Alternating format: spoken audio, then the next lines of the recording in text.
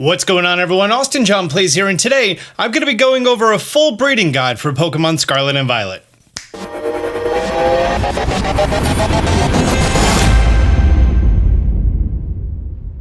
You may want to breed down Pokemon in this game for either Pokedex completion, competitive uses, Masuda methods, or to share with friends. And I'm going to be going over all the information regarding breeding Pokemon, and you could determine what's relevant to you and what's not. First things first, who can breed?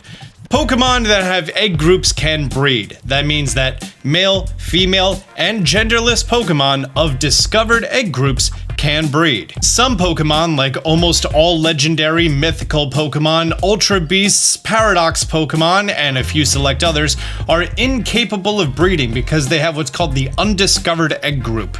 Like this iron bundle right here. It's impossible to breed it, so it's just the one that I have to go catch more in the wild. This Sprigatito over here, it has two egg groups, that being the field egg group and the grass egg group, meaning that this Sprigatito is able to breed with any female of either of those egg groups, or ditto. Some Pokemon have a 1-to-1 gender ratio of availability, however most of them are going to be skewed in one direction or another. For almost all of the starter Pokemon, it's usually a 1-to-7 ratio.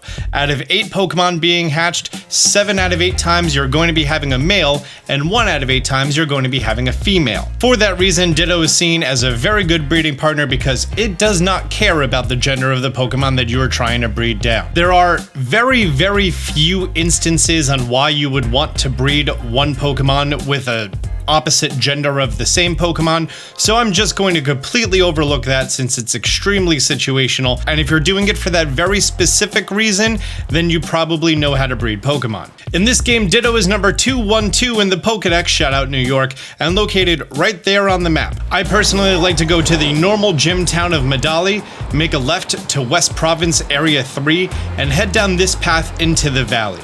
In this area, there's going to be a wide variety of Pokemon, and some of those Pokemon are actually Ditto in disguise.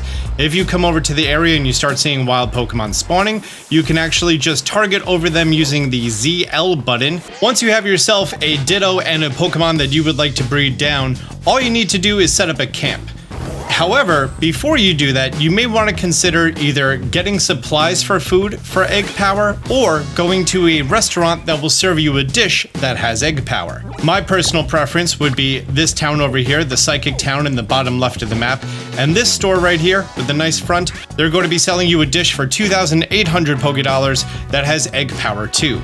Egg power increases the rate at which Pokemon are going to be laying eggs. It will also increase the rate in which Pokemon are going to hatch from eggs. Once you've received enough gym badges that you're going to be able to get the recipe from a bakery to make an egg power sandwich, you could come to Sure Cans, Artisan Bakery, and Deli Costco for the ingredients required for you to make that sandwich, which is just going to be butter, peanut butter, bananas, and picks. The type of pick does not matter. After receiving every gym badge, you can head inside of one of these bakery sandwich shops and speak to the gentleman over here who's going to be unlocking new recipes for you, including that recipe for Egg Power 2. The most cost-effective sandwich for you to receive Egg Power 2 is going to be bananas, peanut butter, and butter.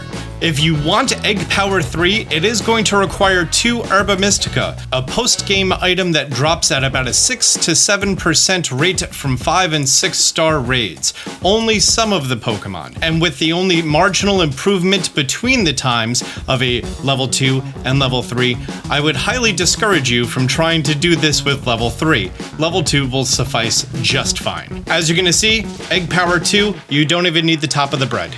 Now, before you start the breeding process, if you plan to get a lot of eggs, I recommend that you go to your boxes, you see the order and the layout of everything, and you put your empty boxes next to one another, and you start at the first empty box, because every egg that you're going to receive is going to go inside of that first box, and then once it overflows, it's going to go to the next box. However, if it's a box that already has some Pokemon in it, it's going to be spread through all out the place. So, nice empty box at the row of empty boxes makes your life just a little bit easier.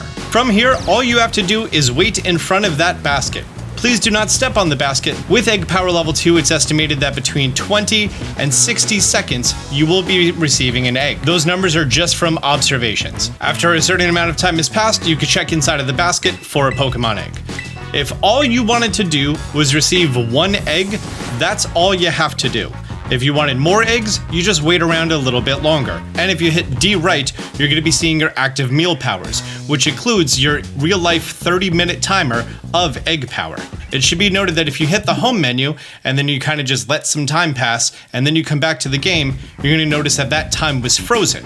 So if for whatever reason you're in the middle of breeding Pokemon or whatever, and you need to get up and go do some stuff, if you hit the home button, and then you go do whatever, and then you come back, boom, time has not passed in game. However, if at that point you decide to save your game, close the game and reopen the game, when coming back into the game and you hit D right, you'll notice that your egg power is gone. So if you ever close out the game or if the game crashes and you come back to it, you will not have your egg power saved. It is generally recommended for you to have autosaves on while you are doing breeding in case anything goes awry and you cannot get your progress back. Now, in order to hatch your egg, all you have to do is move around. You do not need to be on your ride Pokemon, but your ride Pokemon does make it faster. In addition, you can speed up how quickly your egg will hatch if you have a Pokemon in your party with the Flame Body ability, Magma Armor, or Steam Engine, which includes the Talonflame line, the Volcarona line, the Colossal line, and Camerupt.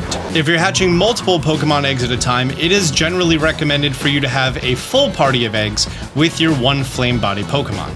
In addition, you never know what you might accidentally run into, so having your Flame Body Pokemon at a higher level is probably a good idea. After a certain amount of steps has passed, that egg is then going to be hatching. And you're going to get yourself the same Pokemon that has bred with Ditto. Or if you're breeding two different Pokemon of compatible egg groups, you are going to be getting the female of those two Pokemon. After you hatch one egg, if you were to swap out the newly hatched Pokemon with a new egg from your boxes, that is going to decrease the amount of time it's going to take for all of your eggs to hatch. You may want to wait until 2 or 3 hatch just so it's a little bit faster. You'd have to mess around with it for the specific species of Pokemon. Now, if all you wanted to do was to have another Pokemon of the same species line, you are done. There are many, many different things that you can do to influence the Pokemon that's going to be hatched, starting with the parents themselves. When it comes to the parents that's going to be breeding with that Pokemon, there are some things that you can do, and I am going to be using Ditto here as an example. If your breeding Pokemon is going to be breeding with a Ditto that you caught yourself, you're going to have just regular times on Pokemon hatching and no increased shiny rate. However, if you were to trade a Ditto with another person, another trainer of the same language in-game as you, like this is actually my Austin John, which is my other Switch. This is my Austin John that has a space in the name. This Austin John is from another trainer. Therefore, my eggs are going to be hatching faster. In addition to that, if you were to get a Ditto from another trainer who's playing in a different game language, as you're going to see there, Italian, and that's my Italian account, Ostino, then that Pokemon is going to not only make eggs faster, but there is an increased chance that the egg that is laid will have a shiny Pokemon. The base rate for you to hatch a shiny Pokemon from an egg is 1 out of 4,096. Sparkling power from sandwiches does not influence egg hatching. If you were to have the shiny charm, your rate would then go to 1 out of 2,048. If you were to have a Ditto from another language traded to you and not the shiny charm, your chance is 1 out of 683.08. However, if you have both a Ditto from another language and the shiny charm, your chance is 1 out of 512.44. This is known as the Masuda method, named after Junichi Masuda. So if you ever hear the term Masuda method or Masuda Ditto, they are talking specifically about a Ditto in another language traded to you. And since English is the most common language here in the United States, we're often talking about a non-English Ditto. The parents of the two Pokemon may have different stats. After you see the credits, you're going to get access to the judge function upon talking to the Pokemon Center nurse person there. And in the box view, if you hit plus, you're then able to see the individual values or IVs of the Pokemon. This Ditto has 5 best IVs. That means that he has 5 IVs, individual values, that are perfect, and one of them not perfect. My starter Sprigatito here has hot garbage. I've previously made a video on how you can be getting yourself a 5 or 6 IV Ditto. If you want to check out that video, go for it. However, you should just know that you can get them from raids. A 4-star Ditto raid is going to guarantee you 3 IVs. A 5-star Ditto raid is going to guarantee you 4 IVs. A 6-star Ditto raid will guarantee you 5 perfect IVs. So, if you wanted to influence the stats that are passed down, that's very easy to do. Ditto is just required to hold an item called a Destiny Knot. In order to get yourself a Destiny Knot, in Mesa Goza, we're going to be heading to Delibird Presence. I usually just go to the one over here on the west side, it's the best side. Under battle items, the very last item is the Destiny Knot. It costs $20,000. Now that we have a Ditto with 5 IVs, and if we want to pass that down, we're going to be giving that Ditto a Destiny Knot. Between the 6 individual values that the Ditto has and the 6 individual values that the Sprigatito has, the game is going to randomly pick 5 of those 12 and pass them down to the offspring. So it's generally seen as an idea now to do this a bunch of times, get a bunch of eggs, until you get a Sprigatito that has 2, 3, 4 good IVs, and then replace the parent Sprigatito with the new Sprigatito that has more individual values. Because if Sprigatito has 4 and Ditto has 5, that's going to be 9 out of the 12 that it has to choose from to pass down. This is done in order to get a Pokemon that has the full 6 individual values, or sometimes 5, depending on what you want to go for. Mostly speaking, if you plan to use a Sprigatito Masquerada as a physical attacker, it may not be necessary for you to have a best stat in special attack. If you wanted to, you could forego that entire step by using bottle caps. Bottle caps were previously a very difficult item to obtain, however now you can freely buy them in stores, and by coming to the ghost gym leader town of Montevera, you can speak to this gentleman right here who's next to the Pokemon Center, and when speaking to him, if you have a Pokemon who is over the level of 50, you can choose to Hyper Train that Pokemon. For example, this Ditto, who only has 5 perfect IVs, I could choose to give him a 6th perfect IV. However, these bottle-capped stats do not pass down via breeding. This is just for this one Pokemon. In addition, Pokemon in this game have a nature. As you're going to see, this one is naive. These specific natures more times than not affect a Pokemon's stats. Naive happens to be a neutral nature, so you're going to see on the chart that there is no increase or decrease. This is a modest Ditto, because it has an increased special attack and a decreased attack. If you were to have a Pokemon who has a beneficial nature for the Pokemon that you want, for example, Meowscarada being a physical attacker, you would want to have one that is an adamant nature.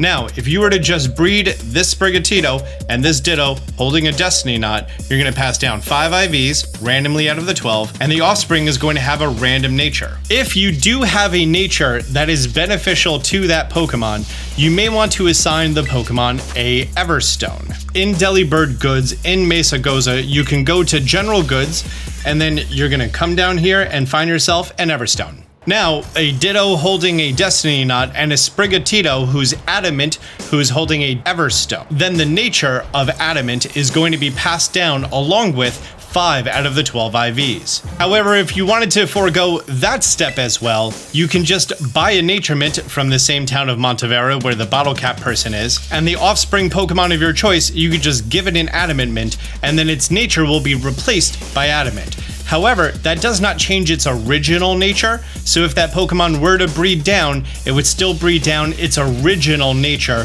not its minted nature. So, if I were to give that Sprigatito bottle caps at level 50 and an Adamant Mint to make it a fantastic physical attacker, and if I were to breed that down, none of that information would be bred down. Ever since Pokemon Sun and Moon, the Everstone has now served an additional purpose when breeding.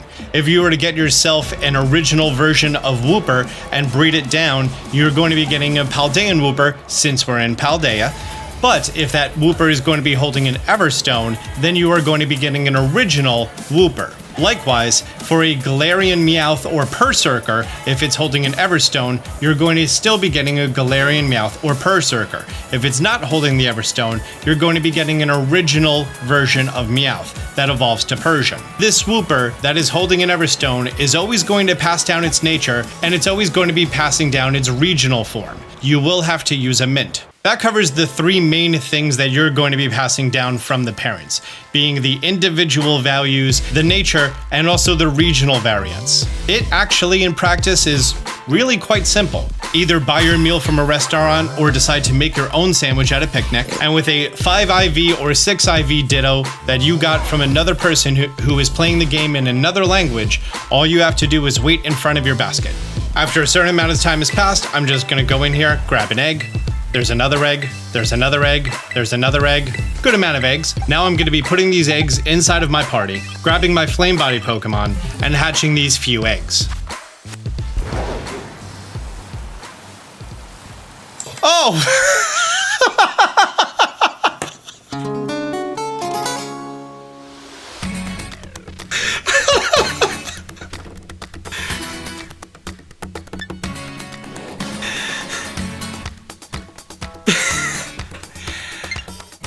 This is a 1 out of 512 chance. This was my third egg, including that first example egg earlier in the video. If you're hunting for a shiny Pokemon and you have that shiny charm and the Ditto in another language, regardless of its IVs and regardless of items being held, it's a 1 out of 512 chance. Which for it to happen on my third egg is really, really lucky. I was distracted and just watching YouTube videos off to the side because this is a boring process of just holding up and down and pressing A. So was not expecting this to happen. I was just driving and it hatched. It's my first time ever seeing a shiny Pokemon hatch in this game, by the way. It's a truly beautiful time. If you wanted a shiny Pokemon, you just do that, except for many, many, many more hours. It's my third one, second one of this batch. Because I just got a shiny Pokemon, I'm now no longer going to be hatching these eggs. Now the point of hatching a small amount of these Pokemon at a time is that this one who has 3 IVs, I would then replace as the parent. My shiny has 0, of course it does. So we now have 3 from the Sprigatito and 5 from the Ditto, so that's 8 out of the 12 stats that can be passed down. And then I would continuously breed that one down until I got one that had 4 or 5 IVs or 6 IVs. And then I would breed that down more for one that has an adamant nature. Once I got my first adamant one, I would then be using an Everstone on that, and I would just constantly swap out that one parent Sprigatito all the time until I got one that had 6 perfect IVs. There's a full breeding guide. Is there anything I missed? Oh, egg moves. It really could not be easier to pass down egg moves in this game. All you have to do is look throughout all of your Pokemon for a Pokemon who knows a specific move. Say, for example, you wanted to pass Belly Drum on.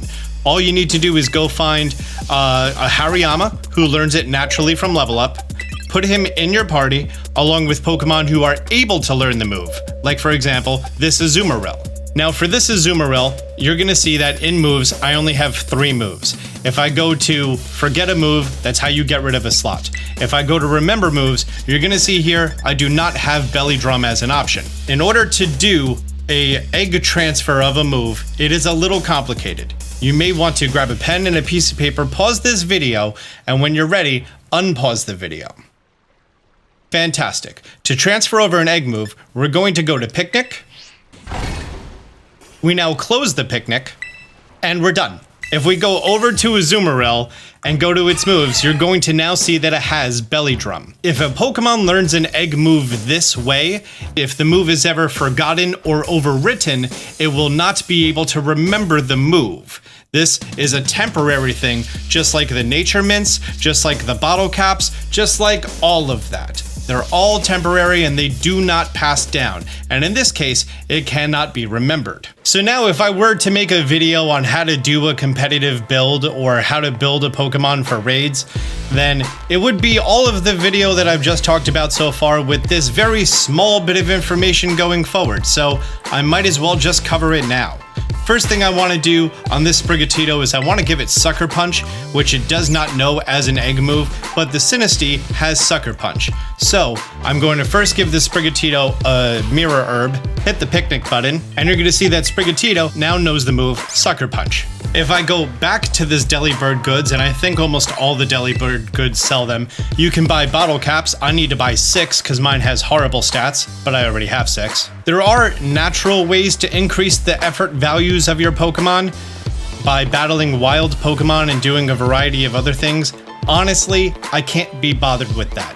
If you have good Pokemon, you're doing a lot of raids, you're getting a lot of money, it shouldn't be hard to raise up Pokemon. At the Chansey Supply in Montevera, I can buy any PP ups that I need for moves that I need to have more power points of, ability capsules if I want to change it from its one main ability to its other main ability. I currently have 1 HP up, so I'm going to need to buy 25 more. I'm going to buy 26, so I have the place in my inventory. I need a total of 26 proteins. I already have an Adamant Mint, so I don't need to buy that. I can either go battle a whole bunch of Chanseys, as I explained in my raid video, or use my excessive amount of experience candy that I've gotten from doing raids to use, 8 of them to bring it to level 62. Have my shiny Sprigatito evolve into Florigato. Use 82 large candies to bring it to level 100. Have it evolve to Meowscarada. I'm now going to give it an excessive amount of performance enhancing drugs, including 26 HP ups, 26 proteins, 1 iron. I'm going to talk to the guy behind the Pokemon Center. And because Meowscarada is over level 50, we can use bottle caps on it. I'm going to raise its HP, attack, defense, special defense, and speed. Although speed isn't really that handy in raids. And special attack, I'm never doing special attacks, so I'm not going to do that one. I might as well do speed, because why not? And lastly, I need to give it an Adamant Mint. This is going to increase its attack and decrease its special attack. And now, if you're doing 6-star raids, there's a 1% chance that it's going to drop an ability patch. This is going to be able to so that your Pokemon is going to change its ability from its main 1 or 2 abilities to its hidden ability.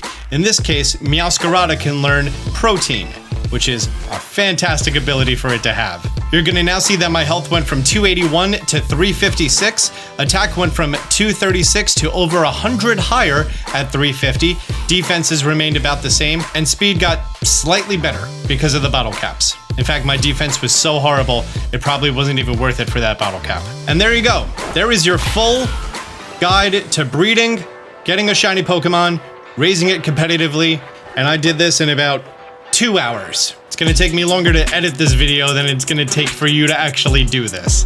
Thank you so much for being here. If you found this helpful, do me a favor, hit the thumbs up button down below. If you're new to the channel, be sure to subscribe, turn on notifications. Until next time, Austin John out. Man, they see me shining like I got the charm. Stay strapped, got that jet ball in my palm. Fell from the sky, guess I'm the chosen one. And if you need to know how, check out Austin John. Champion flow, yeah, I got that champion flow.